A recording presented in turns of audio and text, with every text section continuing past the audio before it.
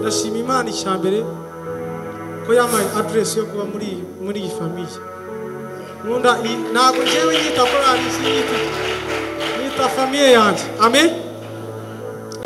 Mu mibereho yanjye sinarinzi kumara igitondo nk'iki esitomitari kiranja, ariko ndavuga ati uko biri kose nzogera ahantu mara igitondo nk'iki esitomitari kiranja. None Imana nishimwe ngira n'ahantu.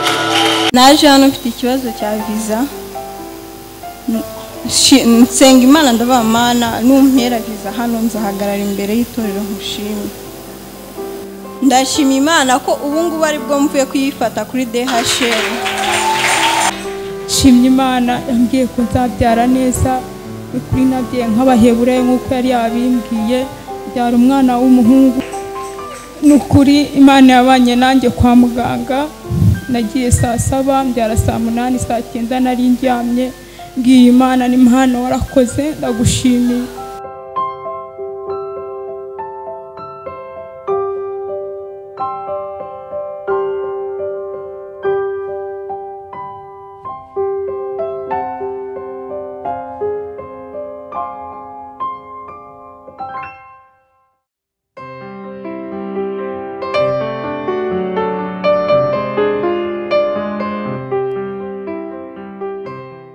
Ndagira ngo irize noneho tubwire waciye mu bintu byinshi bitoroshye bikomeye cyane. Ikintu ufite ni ikintu kiri mu imbere kitapfa kugaragarira buri muntu wese, ni igikomere kiri imbere. Ariko noneho turagira ngo tugere ahantu noneho utubwire uburyo ki waje gukira ibikomere. Uyu munsi iyo bivuga cyane cyane muri kamere y'Abanyarwanda ntago tumenyereye ko ibintu nk'ibi ngibi tubishyira ku mugaragaro tubivuga. Wowe ni gutu wumva ubohoka kuvuga ati no, ndumva gukira kwanjye buri muntu wese yabimenya, ndumva hari n'abandi nafasha. Wowe waje gukira gute uyu munsi iyo urimo urabivuga wumva umeze gute? Ngira ngo atubwire. Icyambere Giselle, uko nahuraga na buri kintu nakimeditagaho, nagitekerezagaho nkakoresha ubwenge bwanjye kucyumva, gushakisha kumenya impamvu cyabaye. Hanze y'ibyo na Mwuka Wera kazamo, ibyo ntekereje nkandika, hakaba ibyo mbona mu Imana yagizemo uruhare, hakaba ibindi Imana inganirizaho mpamvu byabaye, nkaguruka nkigendera. Ariko icyambere cyo shaka kuvuga, sosiyete nyarwanda ntabwo yakira ibintu nk'ibi kubivuga. Ndibuka ubwa mbere njya kuri media nahuye n'intambara zidasanzwe, ariko sinarebye izo ntambara cyane. Nashimye Imana kubakize kuko unyumva kurusha abavuze se kuki watinyutse gushira umuryango wawe hanze kuri ese ntabwo ari imitwe ibiriya bintu bibaho se. Nkatangara ukuntu bavuga ngo bibaho kandi buri munsi tubireba mu makuru, buri munsi tubyumva mu makuru, ariko bakaba badashaka kubibona ko biriho. Hanyuma ikindi naje kugira aho usanga nkwiye kwikunda muri uko gutabwa n'abantu bose. Naje kwibaza icyo gihe nshaka iki. Ndemera guhera muri ibyo bintu, ndemera ko bya bindi mukadata yantukaga nzapfa ntacyo nimariye. Koko mfe ntacyo nimariye koko ntabwo bikunda, ntabwo bishoboka. Njya mu rusengero buri munsi bagambwira Imana igira neza, najya muri Bibiliya nkabona ibyo Imana yakoze. Birashoboka se? Kandi nakwicara iwanjye nk'uko ndi kukubaza ibyo bibazo nkabibaza Imana muri sari wanjye turi babiri. Abantu twaririmbanaga nabaga muri korali, nagunda kubabwira iyo twatindaga gutaha ndatashye, ntirizaraza kuntonganya ngo natashe bwije. Nari narize kwikontorora, rimwe babonaga ari hahamuka. Okay, hari igihe nabaga nari nkeneye n'umuntu mbaza ko atinze kuva muri repetition kubera icyo utahaye amasaha, nabona nta buhari rero giyeho nitoza kwiha discipline hamwe n'Imana yanjye. Navuga umukobwa wubaha Imana, umuntu uzuye Mwuka Wera akora iki? Yakabaye akora iki y'iki kigenze gutya bigenda gute? Ibyo bigatuma Imana igenda inganiriza. Hamwe no kwandika nkajya numva igitekerezo kinzamo, nigiye rero ibyambayeho nzabikoresha kugira ngo bigire abandi bantu birengera. Noneho nkanitoza kandi no kuzaba umuntu ukomeye. Sinigeze mbaho nizera ibintu bisa nk'ibyo nabagamo. rya jambo bakubwiye bwa mbere sinigeze mbaho mpuzi ibihe ndi gucamo n'icyo nzaba cyo. wow iteka ntekereza ibintu binini cyane, ngendana n'abantu batekereza ibindenze kugira ngo ningire ubuntu nanjye ntekereza ibibarenze cyangwa basi ngere ku byabo, mwuzuzanye twuzuzanye nk'undi umuntu ufite ibintu bigari mu mutwe. Biza kugeraho rero ndanamenya yuko hari umuhamagaro nahamagariwe mu bintu byambayeho. Hanyuma bituma nkura impamvu kubambabaje.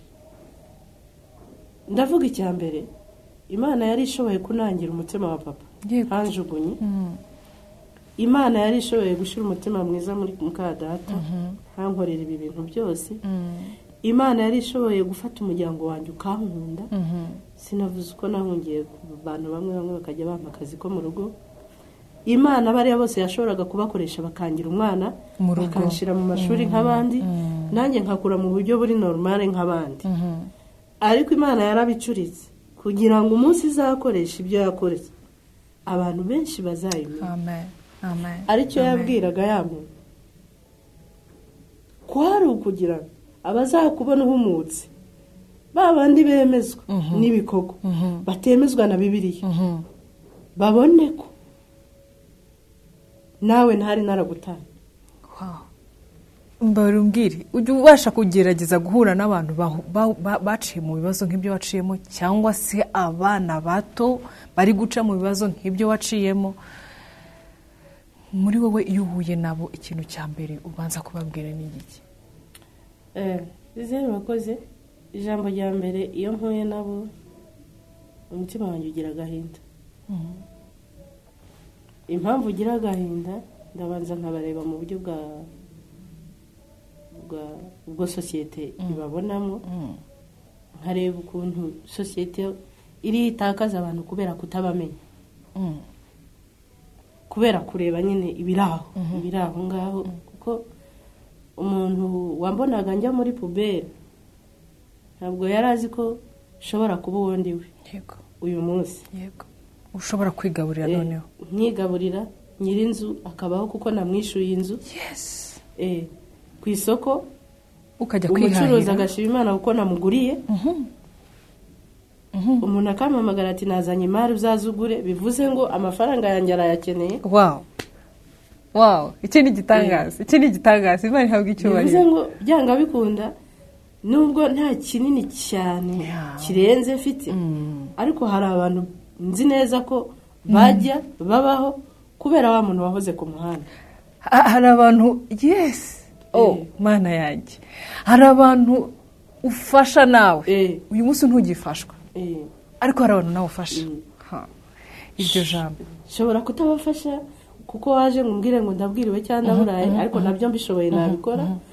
Ariko hari abantu, hari uruhererekane rw'abantu bariho kubera ko nanjye hari umusanzu wanjye natanze kugira ngo babeho.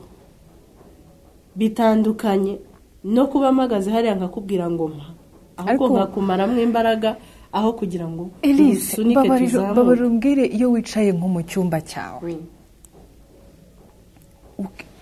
ugafata icyo gihe cyo gusaba, n'igihe nawe usigaye ufata ukambara urukweto, ukambara ikanzu yawe, ugafata ishakoshi yawe ukagenda ukajya ku kazi, cyangwa se ukagenda ukajya mu isoko ukajya kwihahira, ugateka ukarya. Iyo ibyo bintu mbarumbwire, iyo bitekereje muri wowe bikongera bikagaruka, uba wumva umeze gute? Ubyakira gute muri wowe? Kuko njye ndimo ndabitekereza, ndi kureba mu bwana bwawe ukomanga kuri ya miryango hamwe wagendaga mu mujyi uvuga ati mwafunguriye, uyu munsi ukaba ushobora kuba uri umukobwa mwiza wicaye mu rugo iwawe ugateka ukarya. Ubyumva gute muri wowe? Ndanezerwa iyo nicaye iwanjye. Rero mu gitondo ndiho ntekereza kuza muri iki kiganiro, nagize emotion nyinshi cyane. Nagize umwanya wo gutekereza ku bintu byinshi bitandukanye byo mu buzima bwanjye privé, ibindi bitari ngombwa ko mvugira aha. Nkajya mbona Imana icyumba kimbanye gito, ndashaka nko kuvuza induru ariko nkumva abantu baraza kugira ngo baranteye.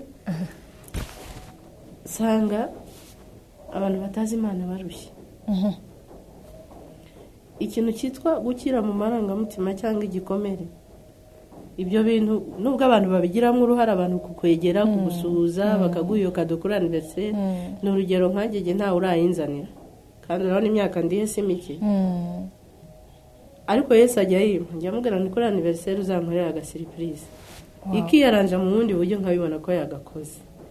Ibyo ndabirenga byo kwibaza ngo iyo papa haba abampaye kado disi yonza kuba nanjye reka Yesu niwe wahisemo, niwe wahisemo.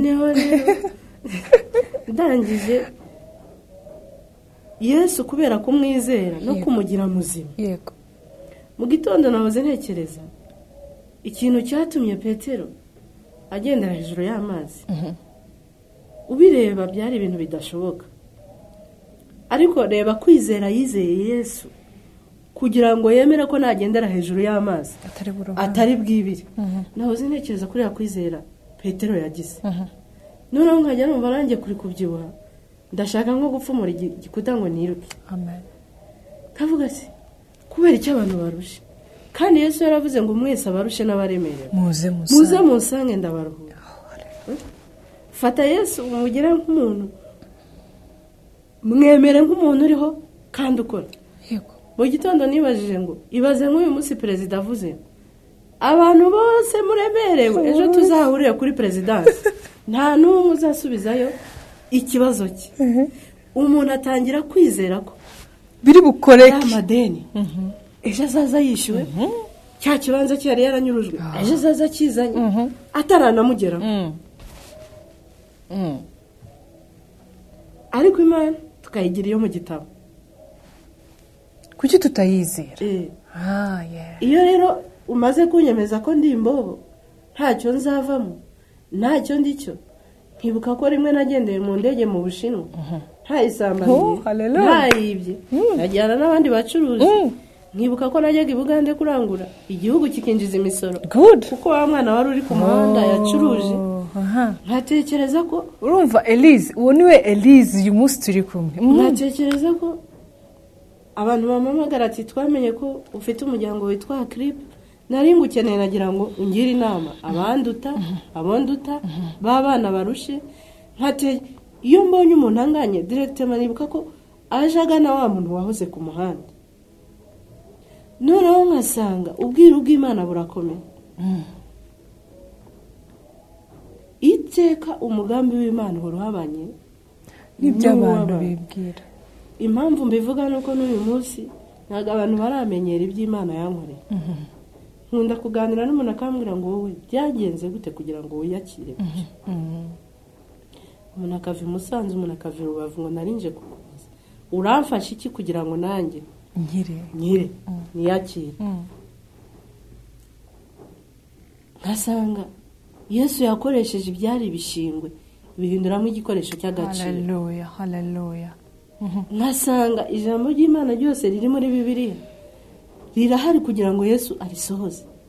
Yaravuze ngo nubwo so na nyoko bazaguta, njye sinzaguta. Bamaze kubona we yasigaye akora imirimo. Yego. Kuko arizegwa ku ijambo yavuze. Amen. Njya gufungura uwo muryango mpagarariye, nagendeye ku cyanditswe kiri muri Maraki kivuga ngo Imana imaze kumbwira ngo muri wewe mu byakubayeho hari amahirwe ya kabiri ishaka guha umuryango. Haleluya. Kivuga ngo mu bihe bya nyuma nzabohereza umuhanuzi Eliya, ngo niwe uzongera ugahuza imitima y'abana na basi, ngo ntaraza kurimbuza ishanga umuvugo. Ni ukuvuga ngo Imana yamagurukije nk'umubuzi ku miryango kugira ngo mvuze impanda, mvuze induru, ni babyeyi mwiyunge n'abana, bagore n'abagabo ni mwiyunge n'abana. Umwami Yesu ataragaruka mukuru umujinya w'Imana ku gihugu, nta mwana wo kuba ku muhanda. Yego. Ejo bundi haguye imvura nyinshi mu ijoro, nyisohokamo nari nkoje cyane kandi niyoroshe. Ntekereza twana tujyamye ku ibaraza.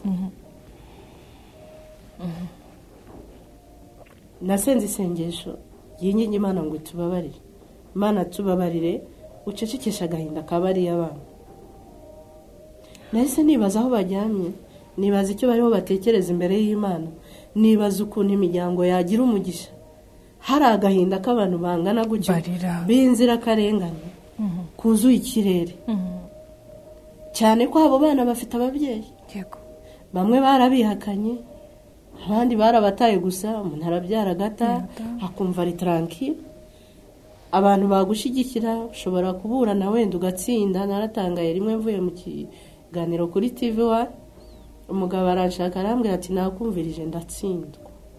amen Giye nihakanye umwana no mu rukiko ndatsinda,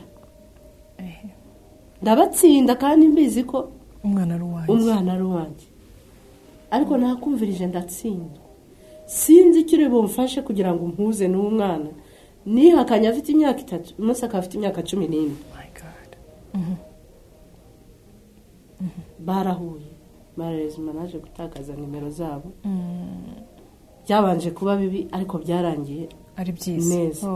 Noneho nkavuga ngo ninde muntu wundi wagira ububasha bukiza igikomere, ninde muntu wundi wagira ububasha bwemeza amarangamutima y'umuntu, umutima w'umuntu ku kintu yakoze ari icyaha, uretse Imana. Niyo mpamvu imanza zibaho, abanyamategeko bakarangiza urubanza rukaba itegeko, ariko ukazabona wa muntu agaruka ngo bya bindi mwemeje ntabwo yabikoze. Bakoze nk'abantu barangiza iby'inyuma, ako si iby'imbere. Ninde wundi wabivura? ni Yesu wenyine. Ni Yesu.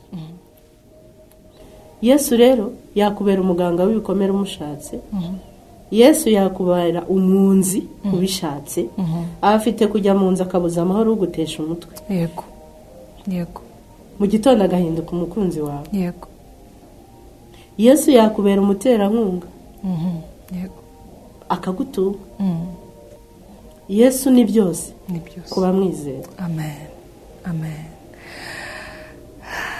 sinzi aho nahera, sinzi icyo navuga, ariko uyu munsi ndanezerewe, uyu munsi ndaryohewe. Iyo ndi kumva amagambo ari gusohoka muri Elise, amagambo y'ihumure, amagambo y'urukundo, amagambo yo gukomeza, kandi bikakuvamo utaranabihawe ukivuka, buriya nanjye hari ahantu biri kunshanga. Ariko kuko tuzi ko Imana ari urukundo, kandi ukaba warakiriye Imana ukayimika muri wowe, ukimika Yesu muri wowe, niyo mpamvu urwo rukundo nawe urufite. Ariko noneho uyu munsi Elise, abantu bafasha uti? Watubwiye ko ufite umuryango ufasha abandi, ubafasha ute? Uri kubona abantu burya baciye mu bikomero bitandukanye, wowe ufite ka yawe, ufite umwihariko wawe. Hari n'abandi bagiye baca, kuko n'igihugu cyacu cyaciye mu bintu byinshi, bagiye baca mu bindi bintu bigenda bibabaza, bibakomeretsa byinshi cyane. Ubafasha ute? Ubigenza ute? Ngira ngo noneho watubwira. Mwakoze. Wenda uravuze ati abantu bakomeretswa n'ibintu bitandukanye. Wenda uyu munsi umuntu yavuga ati wowe nuko wabaye mu muhanda, ariko ntabwo uzi igikomere cyo kwitwa imfubyi, ababyeyi baba barabatemye ureba. Ntabwo uzi igikomere cyo kuba utabyara warashatse birirwa bakubwira kuri ingumba, ntabwo uzi mbese. Ariko reka mvuge ku gikomere. Akababaro ko mu mutima, icyaba cyaragukomerekeje icyo ari cyo cyose, nta kindi kintu de special giye mfashisha abantu uretse kubabwira kugira neza ko Imana nabonye. Icyo nicyo cya mbere mperaho yo nganiriza umuntu. Aho nahava biterwa n'ikibazo cyawe uko giteye. Hari igihe umuntu aba akeneye gukira imbere, tukamufasha kwiyakira, gukira se. Yamara gukira akaba akeneye n'ubundi bufasha bw'izindi nzego, kurenganurwa se. Izo ni za manza tuvuga. Kuba se wamuhuza n'uwo bafitanye ikibazo se, bakiyunga. Kuba wenda ari ubufasha akeneye runaka, ibibazo runaka afite, tukabakorera ubuvugizi. Ariko icyo shaka kuvugaho cyane ni igikomere. Igikomere kugikira ni kimwe, kandi ni amahitamo wa nyiracyo. Yego, biva kuri nyiracyo. maze kubona yuko muri iyi si nta muntu ushobora guha amahoro wundi. Icya mbere shaka kubwira wenda abantu bakomeretse nuko gukira ari inyungu yabo kurusha iyo uwo ari we wese. Mu gukira igikomere rero harimo ibintu byinshi ugomba gukoraho. Icya mbere urabanza ukikunda, ukumva yuko agahinda urimo katakunezereye wowe ubwawe. Ukeneye umunezero, ukeneye kubaho mu mudendezo, ukeneye guseka nk'abandi, ukeneye gutekereza bizima. Udakeneye kuguma utekereza ngo ariko Gisele nka buriya yantemeye iki, nka buriya kubera iki ahora mbaza ngo kuki ntabyara kandi nyine nabona ntarabyara. Ese kubera iki nka buriya jewe anyita ngo ni mayibobo kandi azi yuko ari ababyeyi banjyanye mu muhanda. Wikwikorera uwo nguwo umwanya uriho ufata utekereza Gisele, wongeraho no kubabara, wakaba utekereza ibintu bigufitiye akamaro. Icya mbere banza wikunde, icya kabiri ubabarire. Wenda abantu bashaka kuvuga ati Serize ukuntu uvuga twe turumva wowe utakibabara. Ndababara cyane, ndi n'umuntu ubabara cyane, ndanareyajisa vuba. Muri bimwe mu gukira ibikomere byo mu mutima harimo gukora icyo wumva kiguhaye amahoro. Wishaka kuba Gisele, wishaka kuba fotokopi. Niba wumva ikiguhaye amahoro ugenda mu muhanda kwa Rubangura arukurira rira. Niba Gisele udashaka kwa gutelefona mubwire Gisele nta mpamvu yo kuguha nimero yanjye kuko simba ishaka kumpamagara. kuko nibyo biguhaye amahoro. Nibyo wumva biri kimwe mu biguhaye amahoro. Yego. Kuki ushaka guhatiriza? Ntago mvuze ngo shira isoni, simvuze ngo genda wanduranya, ariko ni wikunde. Ndababara cyane nkanareyajisa cyane igihe. Gusa Imana yampaye impano imwe yo gutekereza vuba kuri reaction nagize. Hanyuma yongera impano imwe yo kumenya ko sinemerewe kwicara ku ntebe y'imanza.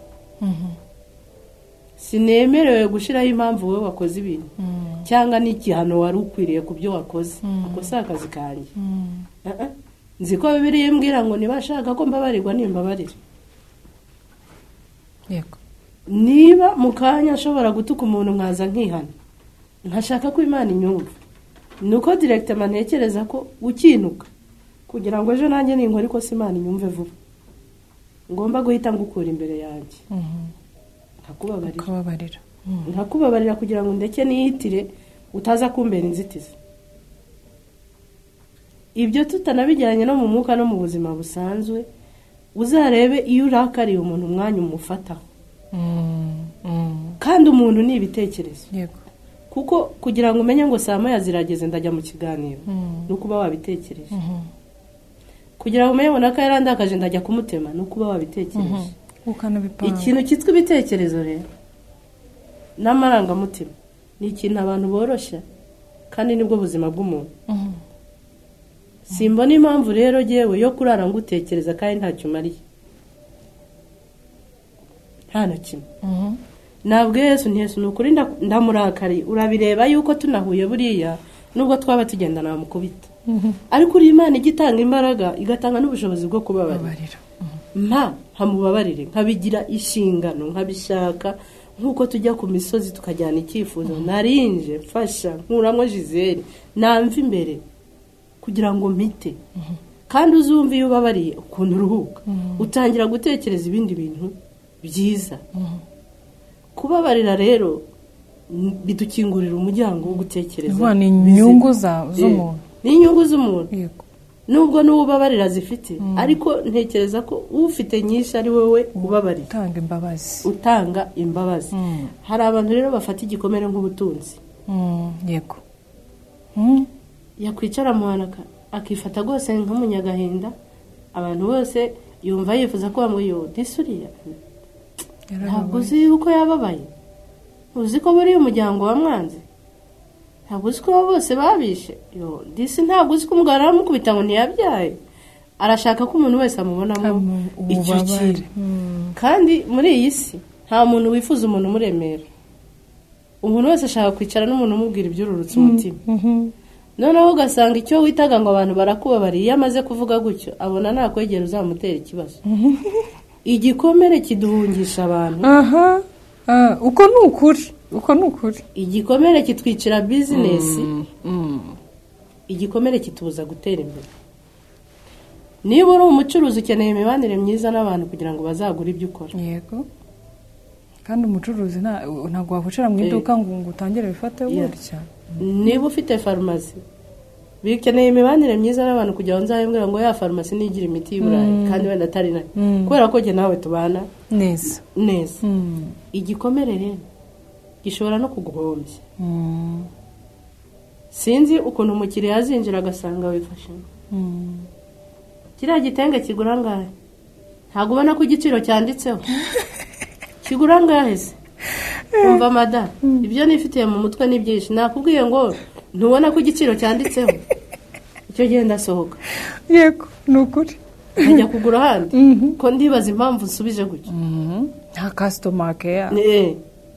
Igikomere gishobora no kugukura muri society kikagushira ku ruhande burundu. Kuko buri bavuga ati none umunyamushiha ni igisebe kinuka. Ikintu gihora kinuka. Iyo umuntu anuka abantu baramuhunga. Gihora kijojo. Iyo umuntu anuka arenderanye. Ukora ahangaha turantonetse, wakora hano turantonetse.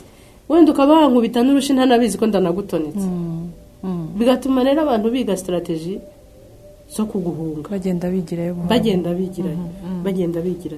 Nagira Giselle nagira ngubwira ko hari n'abantu bananira Imana kubakiza ibikomere. Hari abantu bavuga ngo Imana ngo icyo yashatse yagikora, ariko twibagiwe ko hari ikindi cyanzu kivuga ngo nkunda bankunda kandi abashakana umwete abo bazambona. Umwete wawe uri. Iyo ushakana umuntu umwete rero uyu munsi uvuze ngo ukunda u Rwanda, ugomba kumenya ngo umunyarwanda agomba kuba atunze irangamuntu, agomba kugira mitiweli, umunsi wo gutora agomba kujya gutora, agomba kuba afite icyiciro cy'ubudehe. Hari amategeko agenga umunyarwanda amugaragaza indangagaciro ziranga umunyarwanda. Bavuga bati uyu munsi itegeko runaka ryasohotse rivuga ko umunyarwanda wese ukaryubahiriza kuko urakunda u Rwanda kandi uragwemera. None umuntu aravuga ati nduwa Yesu, nta kintu cyo ushaka kumva, nta na kimwe cyo ukeneye gukurikiza, yewe ntunamwizera uramuvuga gusa. Sibyo? Kuko uyu munsi n'urugero perezida avuze ati nta munyarwanda uzongera gufatirwa mu mahanga ngo twe kugabaho ibitero. Giselle wagenda wemye uvuga ati ubu ngubu nubwo umuntu yansitaraho gusa atabigambiriye igihugu cyanjye cyahita kimanuka. Ukagenda wizeye gutyo. Ariko ntago abantu twizera Imana.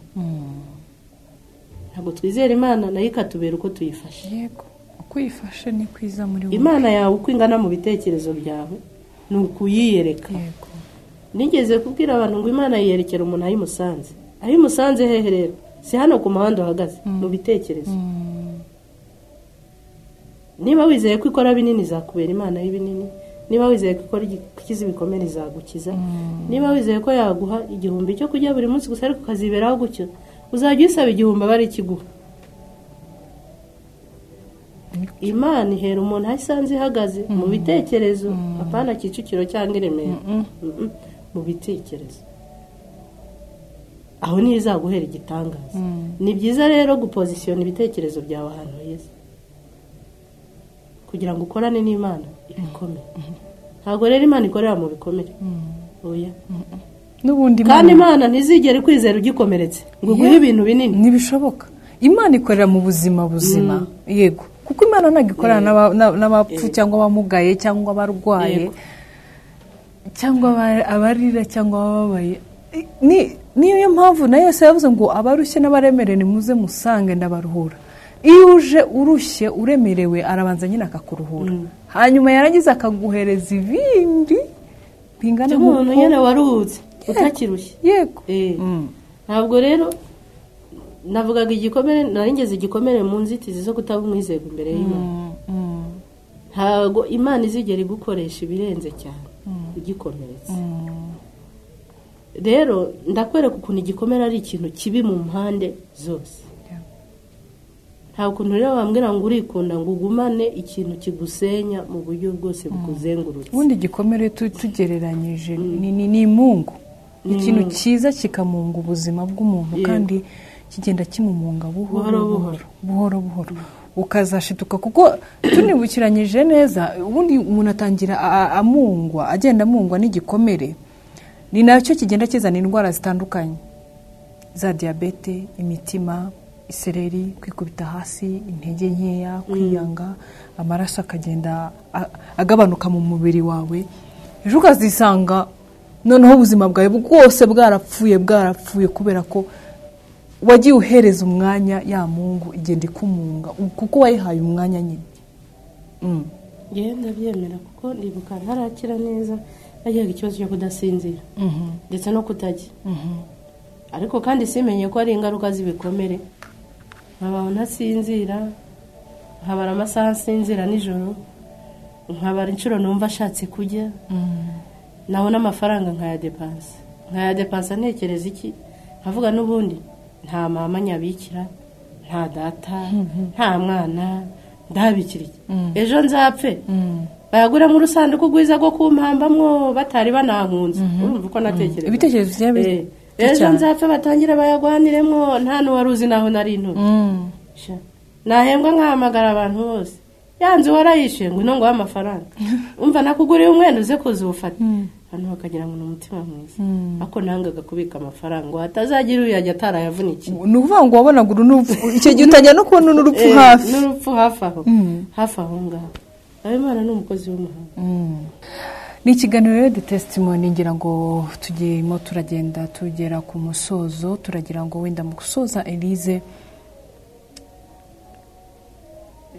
ndagira ngo ugire ikintu ubwira abantu bakurikiye kino kiganiro, cyane cyane ku bijyanye nk'ibikomereho wabitubiyeho, ariko noneho bijyanye n'umuryango, umubyeyi uburyo agomba kwita ku mwana, kuko nibaza ko ibyo waciyemo harimo abari kubicamo, harimo n'ababiciyemo, hari n'ababyeyi nk'uko wabivugaga, papa yarabyukaga akagenda yabona nambaye neza akavuga ati Elise ndabona nta kibazo afite, ariko ntamenye ikirimo imbere, cya kintu kiriho umubyeyi kuganira n'umwana ukamenya umwana aba yahate, ubuzima arimo aracamo bumeze gute. Teragira ngo mu gusoza ugire ubutumwa utanga ku bantu bakurikiranye kino kiganiro. urakoze Gisele. ubutumwa natanga ku muryango muri rusange, icya mbere ni uko abantu bakwiye kubanza kumenya ko umuryango watewe, kandi watewe kugira ngo turimbuke, kuko abana Imana iduha ni abantu Imana izatubaza, ariko ikigaragara muri iki gihe ni uko ababyeyi batakimenya kubera kubyara. ni ikintu cyabaye cyoroshye, ntabwo ufata uriya muntu nk'umuntu wahawe inshingano kandi uzabazwa. icyo ni icya mbere. ikindi cya kabiri ni ukumenya yuko umwana ashobora kudakundwa n'umuryango, umwana ashobora kudakundwa na nyina, umwana ashobora kudakundwa na se, nubwo tutabishigikiye. ariko umwana wowe waba uri umuturanyi Gisele, wowe waba uri nyina wabo, wowe waba uri nyirasenge, wowe waba usengana na mama we se, waba ukorana na papa we, waba simbizi, reba uwo mwana nk'uwawe. abantu bakunda kumbaza ngo kucyo ibintu by'abana byakwinjiye mu maraso. iyo mbonye umwana ufite ikibazo ntekereza agiye mbaye ntakiri hari uwanjye ukirimo, ako kanya mpita nyumva 100%, nkakora igishoboka cyose kugira ngo uwo mwana ahabwe uburenganzira cyangwa ahabwe ibyo akenewe. rero ndagira ngo turenge kuvuga ngo narabyaye gusa, banze urebe uyu muntu nk'umuntu wahawe inshingano uzabazwa. kandi ntiwibwire ngo wabyara ugata leta ntibimenye, umudugudu ntabimenye, ariko umenye ngo hari urubanza rugutegereje. ndetse n'agahinda k'uyu mwana gashobora kugenda kakwafeta mu buzima bwawe usanzwe. wenda gato nakunze kwibaza cyane kuki abantu basigaye bagira ikibazo cy'imbyaro cyane, kuki abantu basigaye bashaka ntibabyara, kubera ikibazo cyo kubura urubyaro byabaye byinshi. nta kimana yabimbwiyeho, ariko njye nakoze analize zanjye ndabona ariko nanjye ndi Imana nababima. ni gute abana bamwe abandi baryamye ku muhanda, ni gute umuntu abyara agata umwana hanyuma akarongora cyangwa akarongorwa akaza kunsenga ngo ni muhe umwana, hari undi mwana hari uhora undirira mana kuki papa kuki mama kuki papa kuki mama nkavuga mana wewe mu bumana bwawe wicaye mu ijuru nanjye ndi wowe sinababa kuko naba banga n'abana umuntu akabyara umwana agashira muri toilette umuntu akabyara umwana agata mu gihuru hanyuma ukaza hano kwa bishop ati nsengera nabuze urubyaro cyangwa se ndashaka umugabo cyangwa se narashatse urugo rwanjye ntibigenda utekereza ko bizagenda bite? Imana ntikiranirwa buri muntu wese izamwitura ibihwanye n'ibyo yakoze. ngira ngo rero murabyumvise babyeyi ni mwese namwe inshuti mukomeje gukurikirana ibiganiro bya TV7 n'ikiganiro The Testimony aho twari turi kumwe na Elise Nirere Elise aho yaduhaga testimony y'ubuzima amateka yaciyemo ariko uyu munsi ubuzima bwe bwarahindutse.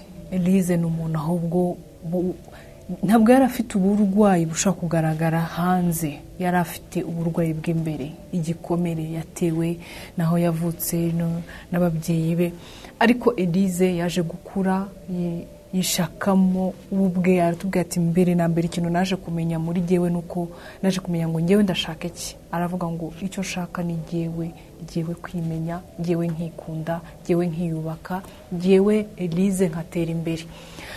Ndakubwira rero ngo wowe urimo uradukurikirana uyu munsi ushaka kuba ibyo Elise yaciyemo warabiciyemo, cyangwa ushaka kuba waranaciye mu birenze bya Elise, utarakubiswe utarwaye ariko ufite ibikomere muri wowe birimo imbere, ariko ufite uburyo wabikira. Elise yakubwiye ati ikintu yakoze gusa yaje kumenya ko Imana ishoboye byose, yaje kumenya ko Imana ishobora gukiza n'ibitagaragara. Imana arayifata yimika muri we kandi imukiza ibyo bikomere. Uyu munsi Elise agenda afasha abantu benshi batandukanye, yaje gushyiraho umuryango ufasha abo bantu kugira ngo babashe kubanza kumenya uburyo bakira ibyo bikomere muri bo.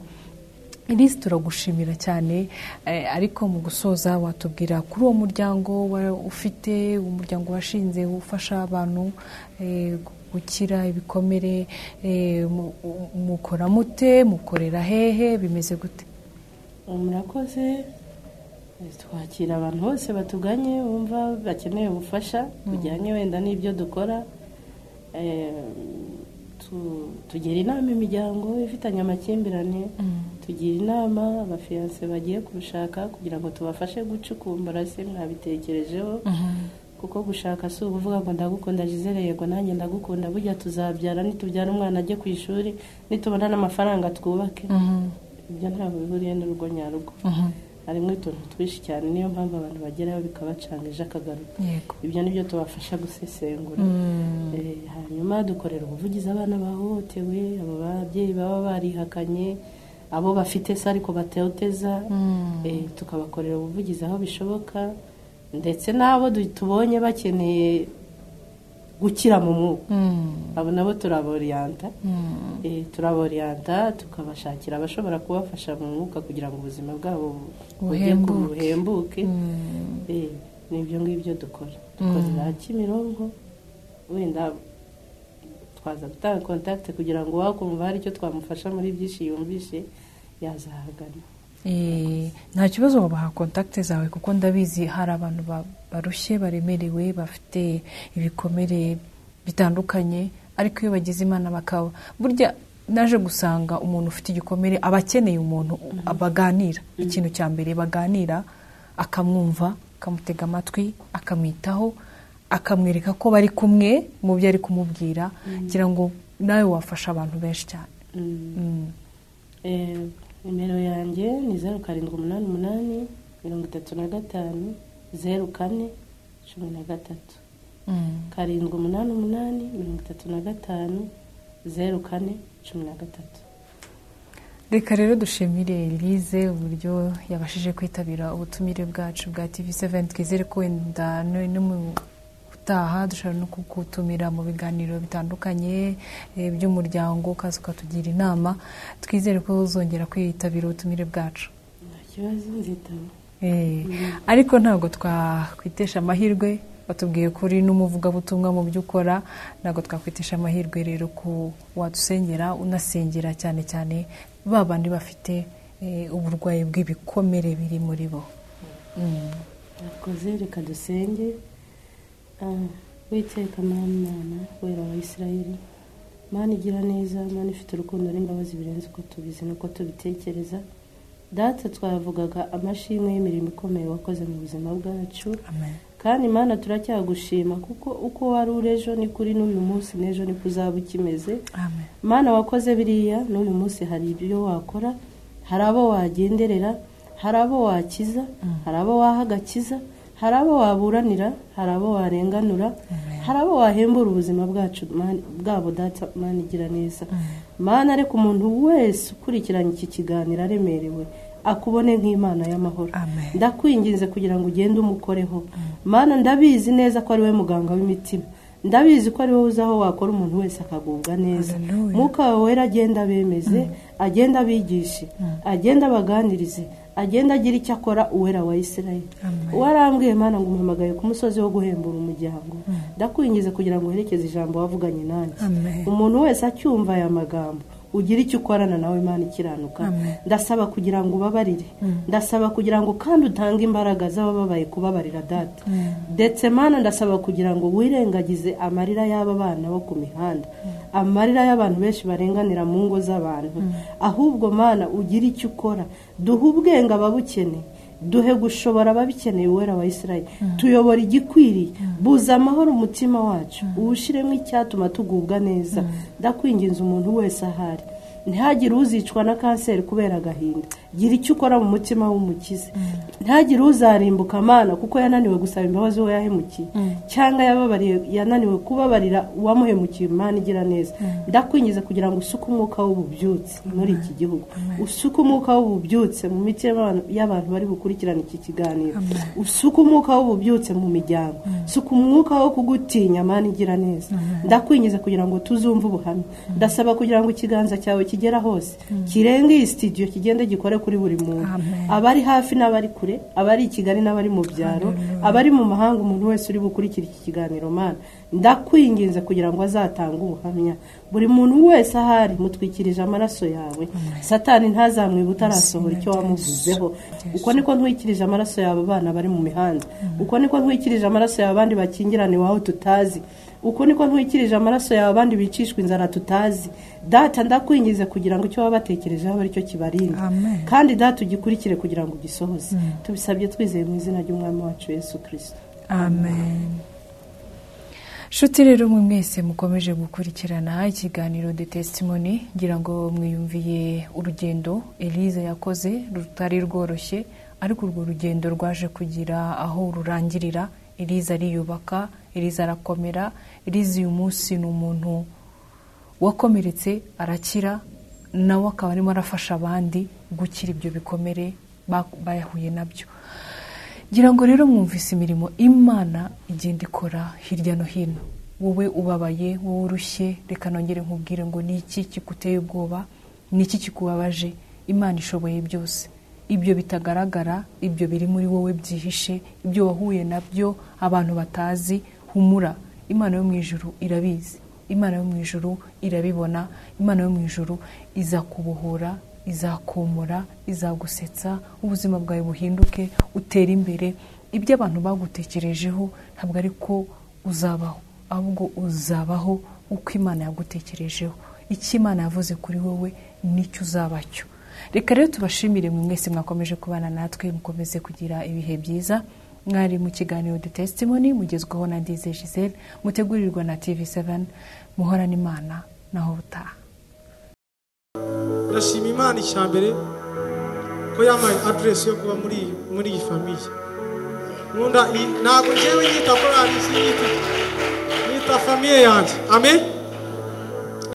Mu mibereho yanjye sinarinzi kumara igitondo nk'iki esitomitari kiranja, ariko ndavuga ati uko biri kose nzogera ahantu mara igitondo nk'iki esitomitari kiranja. None Imana nishimwe ngira n'ahantu.